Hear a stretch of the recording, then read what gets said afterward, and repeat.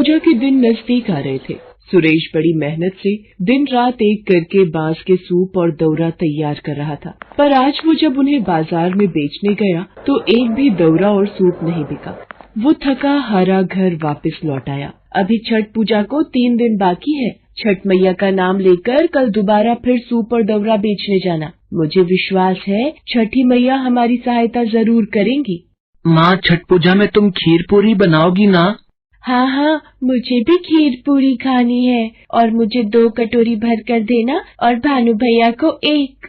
बड़ी आई 1 कटोरी देने वाली। माँ, अगर ये 2 लेगी तो मैं भी 2 कटोरी ही खाऊंगा। अरे तुम दोनों लड़ो नहीं, मैं तुम दोनों को बराबर ही दूंगी मेरे प्यारे बच्चों। हे छठ मैया हमारी मदद करो, इनका सामान बिक जाए। आपके नाम में बहुत शक्ति है माँ, आपने हमेशा दुखियों की सहायता की है छठ मैया।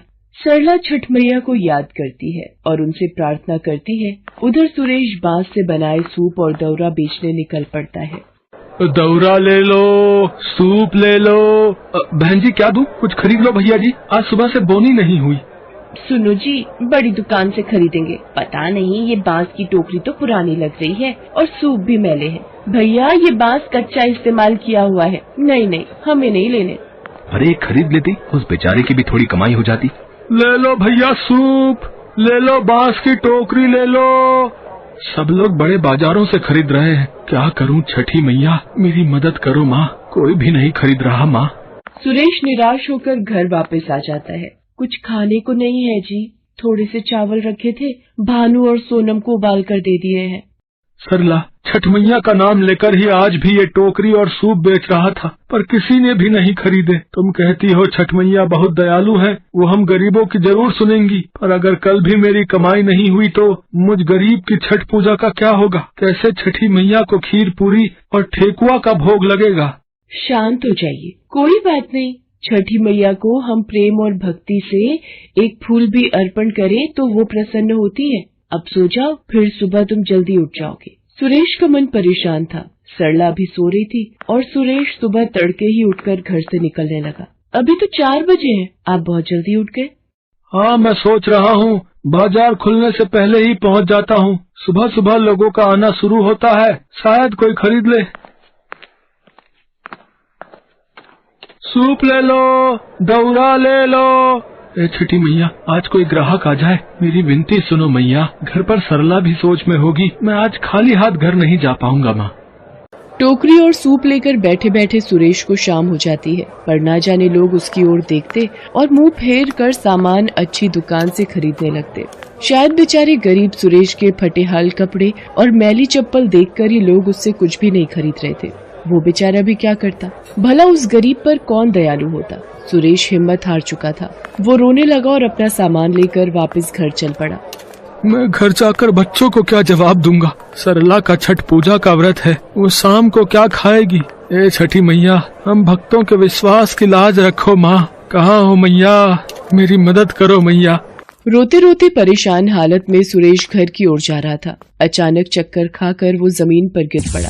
नारायण नारायण, देवी छठी, ये आपकी कैसी लीला है माँ? आपका भक्त सुरेश बेहोश होकर धरती पर गिर गया है। घर पर इसके बीवी बच्चे आपके नाम का जाप कर रहे हैं कि आपके व्रत और पूजन से इनके घर में खुशियाँ आएंगी। हे छठ मैया, इनकी सहायता करो। नारद मुनि, मैं अपने भक्तों के विश्वास को कभी भी डगमगाने नहीं दूंगी। मेरा छठा रूप इस प्रकृति और भक्तों के कल्याण के लिए ही हुआ है। जो कोई भक्त प्रेम और श्रद्धा से मुझे याद करेगा, मेरा आशीर्वाद सदैव उनके साथ रहेगा। देखते ही देखते छठी मैया एक बूढ़ी औरत का रूप ले लेती है और सुरेश के पास पहुंचती है। सुरेश को जब होश आता है, वो अपने आप को एक झोपड़ी में पाता है।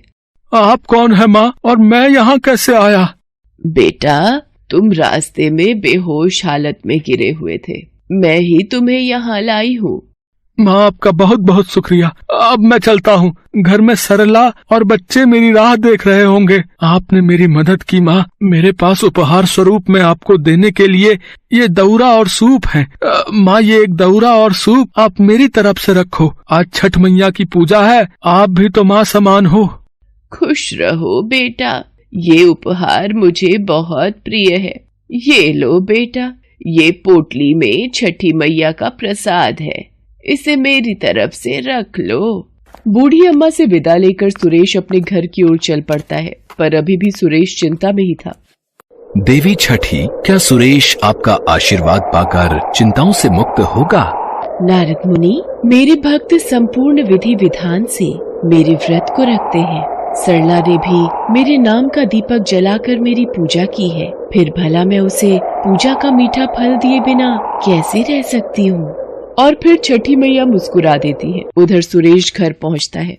अरे, आप कहाँ रह गए थे? मैं बड़ी देर से पूजा के लिए आपका इंतजार कर रही थी। और ये 2000 रुपए इतने के ही थे ना, सब मिलाकर सूप और टोकरियां। बहुत खुश हुई वो महिला, बोल रही थी कि बाजार से नहीं खरीद कर ला सकी, किसी ने हमारा पता दिया था, तो जो आप घर पर रख गए थे वो सारे उन्होंने खरीद लिए। क्या? पर ऐसे तो कभी कोई खरीदने नहीं आया, और वो भी इतने सारे खरीद लिए। हे छठी मैया, आपकी लीला न्यारी है। सुरेश सरला को बेहोश होने और उन बूढ़ी अम्मा के मिलने की बात बताता है। अचानक उसे याद आता है कि उन बूढ़ी अम्मा ने सुरेश को छठ पूजा का प्रसाद दिया था। जैसे ही सुरेश प्रसाद की पोटली खोलता है, सुरेश और सरला दोनों हैरान रह जाते हैं। सोने के सिक्के? हाँ सरला, ये तो सोने के सिक्के हैं। तो क्या वो बूढ़ी अम्मा साक्षात छठी मैया थी? हे छठी मैया, आपकी जय हो। मैं आपको पहचान नहीं सका, आपने मेरी जान बचाई, मुझे उपहार में इतना कुछ दे दिया। मैया, आपने मेरी झोली खुशियों से भर दी।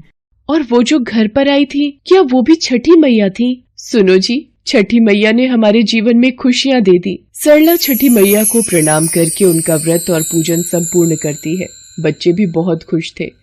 देवी छठी, आपकी जय हो। आज तो आपकी अद्भुत लीला देखकर मेरा भी मन खुशी से प्रफुल्लित हो उठा है। सही कहते हैं, जो कोई मनुष्य भी छठ पूजा करता है, उसके सारे संकट आप दूर कर देती हैं। आपका व्रत निसंतान को संतान प्राप्ति, निर्धन को धन देता है और रोगी को निरोगी बना देता है। जो कोई भी सच्चे भाव से छठ पूजा का व्रत और पूजन करता है, उसके घर में सदैव सुख समृद्धि का वास होता है।